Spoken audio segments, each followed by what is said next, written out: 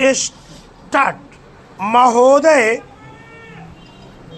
हमारा शरीर जिन 5 महाभूतों यानी पंच तत्वों से बना है, उनमें से एक तत्व जल है और शेष 4 है आकाश, वायु, अग्नि और पृथ्वी।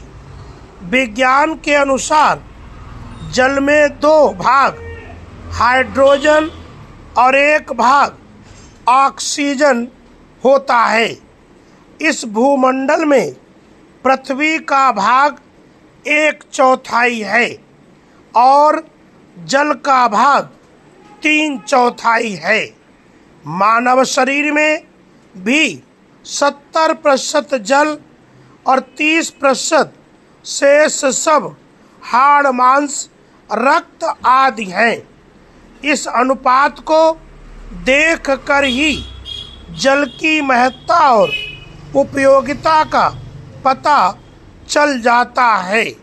हमारे शरीर में जल तत्व का भाग शेष 4 तत्वों से बहुत ज़्यादा है। इसलिए शरीर और स्वास्थ्य की दृष्टि से हमें जल के विषय में विशेष रूप से सतर्क और सचेत रहना होगा।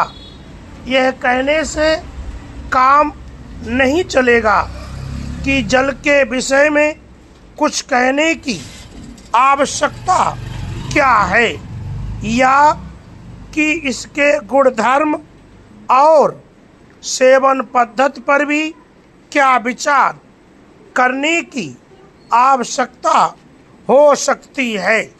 हम संक्षेप में जल के विषय में कुछ महत्वपूर्ण बातों पर प्रकाश डाल रहे हैं। पैरा, यह तो आप जानते हैं कि हमारा जीवन का ढंग भौतिकवादी अधिक है और आध्यात्मवादी कम हो गया है। कृत्रिम ज़्यादा और प्राकृतिक कम हो गया है तथा सुविधा भोगी ज़्यादा और नियम संयम में कम हो गया है। ऐसी परिस्थिति में हम प्राकृतिक जीवन से दूर होते जा रहे हैं और हमारे जीवन में बनावटी और नकली चीज़ों की उपयोगिता बढ़ती जा रही है। क्या अन्न, क्या जल, क्या वायु और क्या आकाश, सब कुछ अप्राकृतिक और मन चाहे ढंग से प्रयोग में लिया जा रहा है और यह विचार करने का ना तो किसी को समय है, ना चिंता और ना जानकारी कि जो कुछ हो रहा है वह ठीक हो रहा है या गलत, ऐसा होना चाहिए या नहीं। यदि ऐसा नहीं होना चाहिए तो फिर कैसा होना चाहिए। ऐसी स्थितियों और वातावरण को दृष्टिगत रखकर हमें शरीर और स्वास्थ्य की रक्षा की दृष्टि से जल के विषय में सोच विचार करना ही होगा। अर्थात जल प्राणियों का जीवन है और संपूर्ण जगत जल से भरा हुआ है। इसलिए रोगों में जल का निक्षेप होने पर भी जल का सर्वथा त्याग नहीं किया जा सकता है।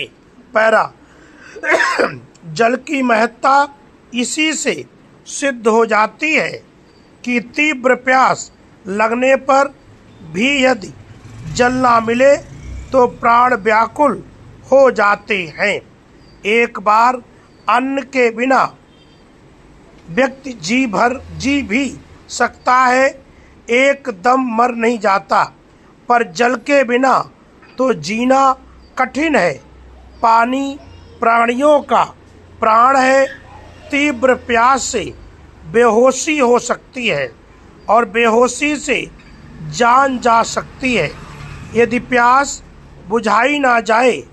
यही कारण है कि बेहोश आदमी के चेहरे पर जल के सिर्फ छींटे मारने से ही उसकी बेहोशी दूर हो जाती है। महानगर के लोगों को जल के एक ही प्रकार की जानकारी है, नल के जल की, लेकिन आज भी भारत के अधिकांश नागरिक कुएं, बावड़ी और नदी का पानी पी रहे हैं। बच्चों, इसकी हिंदी बनाओ प्यारे बच्चों। स्टार्ट।